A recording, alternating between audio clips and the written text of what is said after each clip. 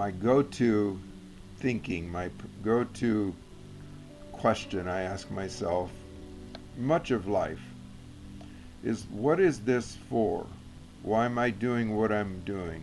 What does it fit into? What is it serving in the future?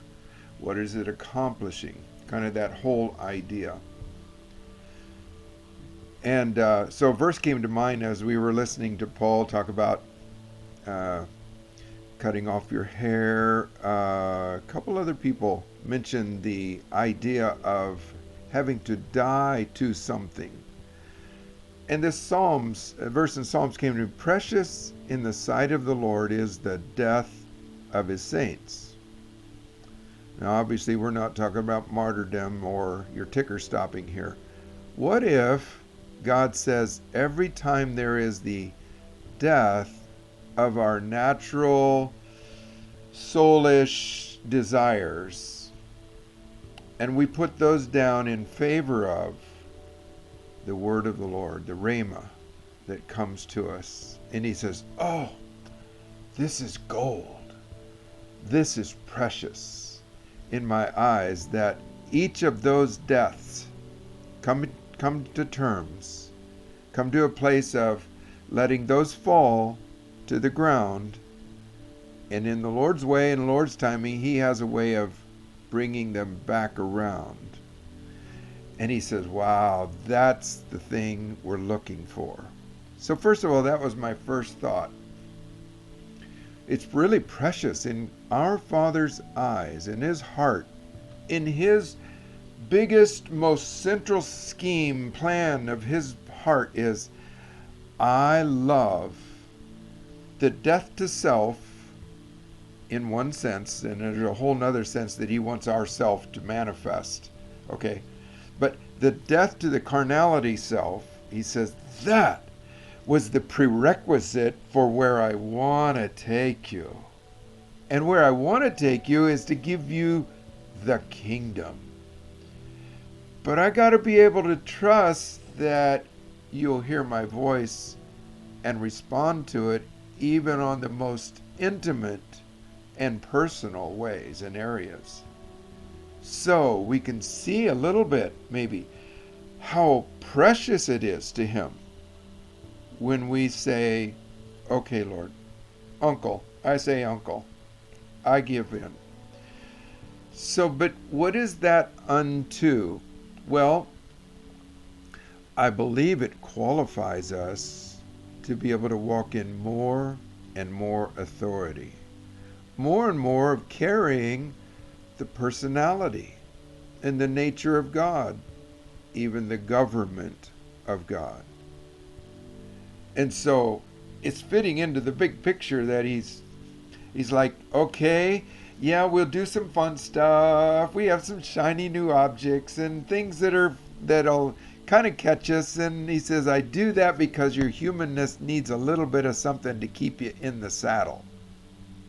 And then just every once in a while, he brings us back to home base. And he deals with us way, way, way, way down in the core of our being. And he knows just how much. He's such a good father. He knows how much of shiny objects we need to keep us engaged, and how much stress and a little bit of strain, a little bit of duress we need down on the very, very personal level to keep us in the true growth process. The shiny stuff isn't true growth. It's fun, it's experience, it certainly expands our experience base. But the true measure of maturity is really down on the intimate level. And that's where we gain our stripes. That's where we gain epaulets. That's where we gain our badges. God says, whoa, look at you. You've gone through this and that and the other. And you said, yes. Oh, that's just getting my heart tender, Kendra. That's just getting my heart tender. Those tender places where we win the battle. Not the battle with God. It might feel like a battle with God at first, but really It's the battle with self. It's the battle with carnality. It's the battle with our just humanness. He says, will you let that be trumped by my rhema, by my desire? And that's where you and I are growing in areas, I believe, that don't have a lot of big measuring sticks that we can quantify that kind of growth. But nonetheless, we are growing.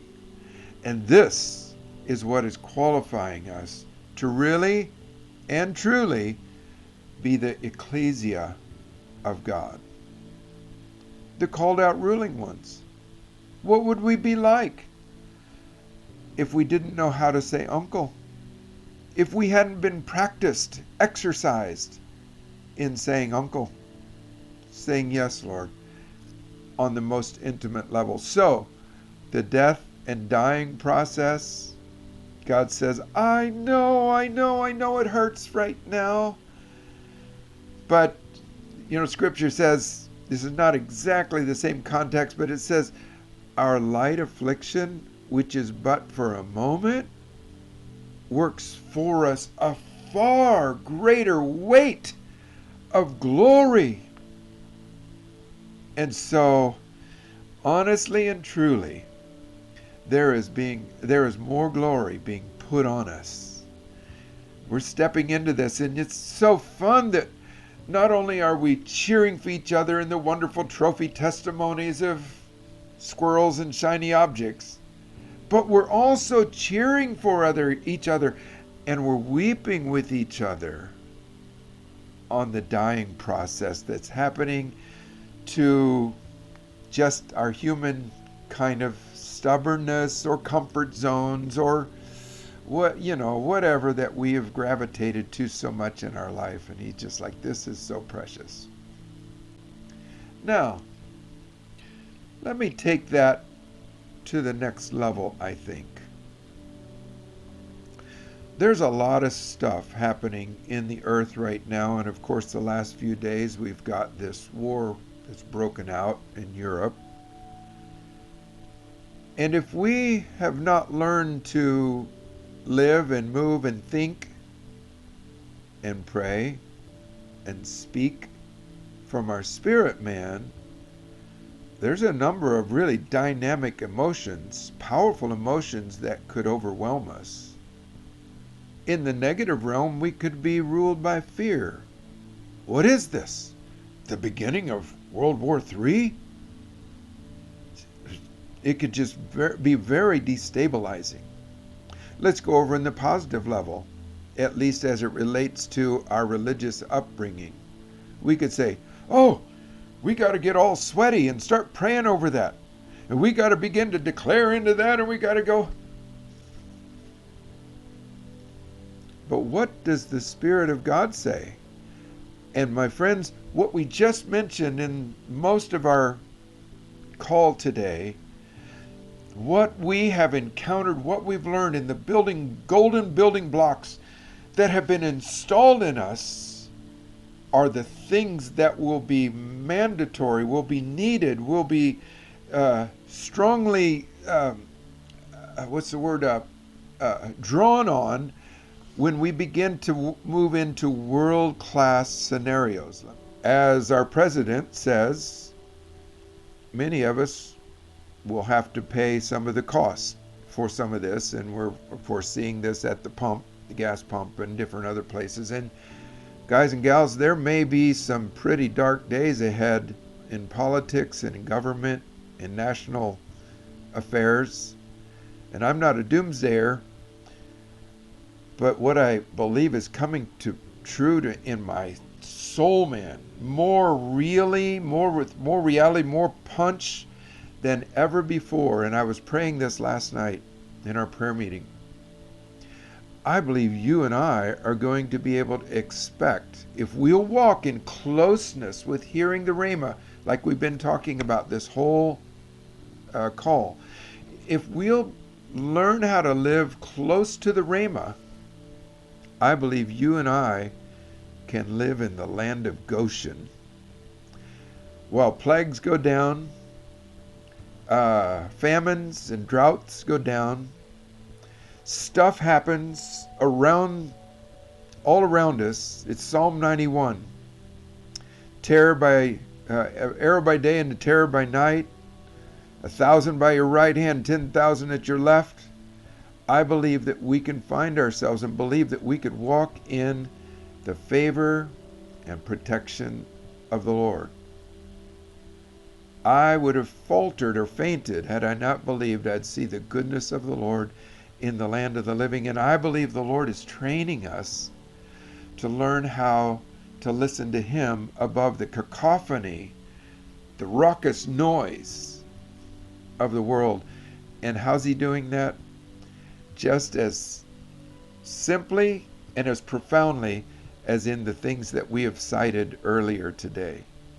He's teaching us how to be men and women who learn to live by and from the voice. And that touches me because I love being a group and I love it that our hearts are running together and this is awesome. But to me, it makes so much more dynamic impact to me when I feel like it's falling into the design and desire of our Father's heart. He says, whoa, whoa, whoa, whoa, whoa. Look at you. You're coming into alignment with me, and as a result, I'll be able to take you into good places, preserving your life, preserving all those things under your sphere of influence.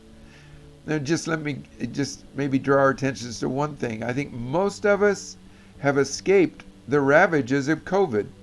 Oh, yeah, we've probably all had our bout with COVID, but doggone it, and maybe we had to stick a mask on once in a while, but I don't think any of us ever lost our houses.